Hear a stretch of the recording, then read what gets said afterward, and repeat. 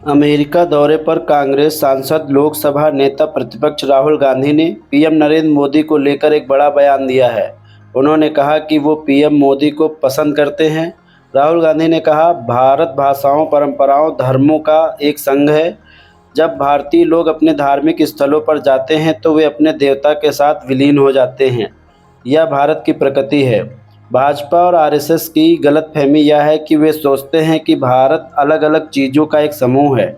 आप आश्चर्यचकित होंगे, लेकिन मुझे मोदी जी पसंद हैं।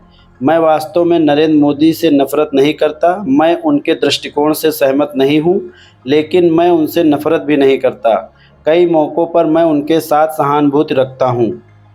लोकसभा में विपक्ष के नेता और कांग्रेस सांसद राहुल गांधी ने कहा, चुनाव से पहले हम इस विचार पर जोर देते रहे कि संस्थाओं पर कब्जा कर लिया गया है।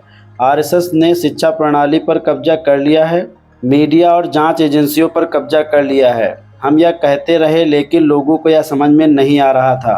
मैंने संविधान को आगे रखना शुरू किया और जो भी कुछ कहा था वह अचानक से फूट पड़ा।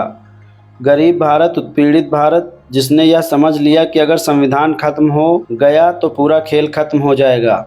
गरीब लोगों ने गहराई से समझ लिया कि यह संविधान की रक्षा करने वालों और इसे नष्ट करने वालों के बीच की लड़ाई है। जाति जनगणना का मुद्दा भी बड़ा हो गया है, जो चीज़ें अचानक एक साथ आने लगी। उन्होंने आगे कहा, मुझे नहीं लगता कि निष्पक्ष चुनाव में भाजपा 246 के करीब थी। उसके पास बहुत बड़ा वित्तीय लाभ था। उन्होंने हमारे बैंक खाते बंद कर दिए। चुनाव आयोग वही कर रहा था जो वे सोचते थे। पूरा अभियान इस तरह से बनाया गया था कि नरेंद्र मोदी देश भर में अपना काम करें।